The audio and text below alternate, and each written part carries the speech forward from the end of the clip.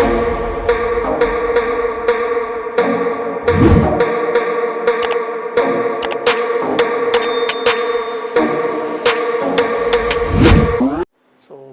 Guys, how are you? So welcome back to my channel. So आज हम discuss करेंगे gold के बारे में, जो कि इंडियन फैमिलीज़ काफ़ी पैसा अपना गोल्ड में इन्वेस्ट करती है। और इस वीडियो में हम ये चीज़ डिस्कस करेंगे, क्या रियल में गोल्ड एक वर्थी इन्वेस्टमेंट है, क्या हमको अपना major portion of wealth gold में रखना चाहिए या नहीं। सो चलो डिस्कस करते हैं। सो काफ़ी टाइम से लोग गोल्ड में इन्वेस्ट कर रहे हैं एंड क्योंकि हमारे पुरातन समय से ही लोग गोल्ड में पैसा इन्वेस्ट करते थे एंड ये प्रथा अभी तक चलती आ रही है।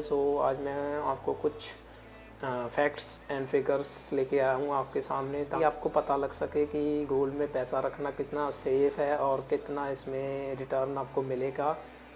इस वीडियो में हम इन्फ्लेशन का फैक्टर बीच में रखेंगे, क्योंकि विदाउट इन्फ्लेशन अगर हम किसी चीज़ की रिटर्न्स को जस्ट देख रहे हैं तो वो सही फिगर नहीं होगा, क्योंकि आपकी वैल्यू ऑफ मनी टाइम के साथ कम होती जाएगी एंड ये चीज़ भी कंसीडर करनी पड़ेगी। इस वीडियो में हम ये चीज़ डिस्कस करेंगे।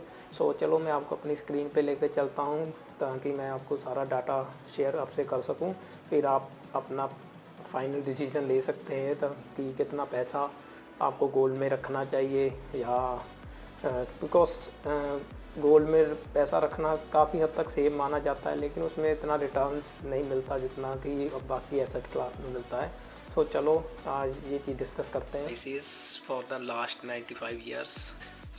आप देख सकते हो कि गोल्ड प्राइसेस कैसे कैसे बढ़े हैं, और ये डाटा 1925 से लेकर 2019 तक का है। आप इस चीज़ को देख के काफ़ी एक्साइटेड हो गए होंगे कि कैसे आपके गोल्ड की वैल्यू बढ़ गई है, लेकिन आपका मैं ये परसेप्शन क्लियर करूँगा कि गोल्ड में कोई ज़्यादा रिटर्न्स नहीं आते as compare to other asset classes.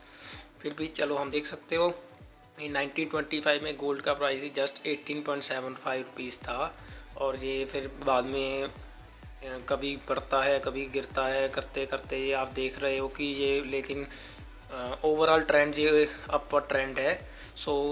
आते आते 2019 तक, मतलब 95 ईयर्स के बाद इसका वैल्यू 40,000 रुपये हो जाती है, जो कि स्टार्टिंग में हमने 18 करीब 18 रुपये 75 पैसे का गोल्ड लिया था और उसकी वैल्यू 40,000 होगी। आप काफ़ी एक्साइटेड हो गए होंगे कि मान लो मैंने इसमें अपने कुछ वेल्थ रखी होगी जो गोल्ड की फॉर्म में, तो वो कितनी बढ़ जाएगी। लेकिन आपको जो मैं अगली पिक्चर दिखाऊंगा तो उससे आपके काफ़ी डाउट्स क्लियर हो जाए कि गोल्ड एक वर्थी इन्वेस्टमेंट नहीं है। आपको मैं जो अगली पिक्चर दिखाऊंगा उसको देख के आपकी काफ़ी पिक्चर क्लियर हो जाएगी कि गोल्ड एक वर्थी इन्वेस्टमेंट नहीं है, कैसे रिटर्न्स जनरेट करेगा। 1990 में अगर आपने 1 लाख रुपया गोल्ड में इन्वेस्ट किया होता तो आपका पैसा करीब करीब 11 लाख रुपया बन जाता। करीब 26 साल में आपका पैसा करीब 11 लाख बन गया होता। 1 लाख का मतलब कि 11 गुना पैसा हो जाता। लेकिन अगर यही हम इन्फ्लेशन को फैक्टर को इंक्लूड कर लें तो ये रिटर्न्स बहुत ज़्यादा कम रहेंगे। आपका पैसा एक्चुअल और या इन्फ्लेशन एडजस्टेड रिटर्न्स आपके देखोगे तो आपका 1.7 लाख ही बनना होगा पैसा, क्योंकि महंगाई भी इस टाइम के दौरान बढ़ी होगी। आप देख सकते हो कि आपका गोल्ड जस्ट 2% के कंपाउंडिंग एक ग्रो किया, मतलब इसका कंपाउंड एनुअल इंटरेस्ट अगर आप कैलकुलेट करोगे कि करीब करीब 2% ही आए। इमेजिन करके देखो कि जस्ट 2% पे आपका पैसा ग्रो किया। अगर हम महंगाई का फैक्टर इंक्लूड कर ले इस पिक्चर को तो मैं डिस्क्रिप्शन में भी शेयर कर दूंगा, तो आप इसको डाउनलोड कर सकते हो और देख सकते हो। गाइस, आपको ये चीज़ ध्यान में रखनी पड़ेगी कि कोई भी एसेट क्लास का रिटर्न्स आपको इन्फ्लेशन एडजस्टेड उसका रिटर्न्स आपको देखना पड़ेगा, क्योंकि अगर महंगाई बढ़ रही है तो आपका पैसा उस महंगाई के फैक्टर को इंक्लूड करके कितना बड़ा है या कितना ग्रो किया है, फिर ये आपका रियल रिटर्न्स। लास्ट स्लाइड दिखाई, आपको इस चीज़ का काफ़ी क्लैरिटी आ गई होगी कि गोल्ड में भी कोई ज़्यादा पैसा नहीं बना है।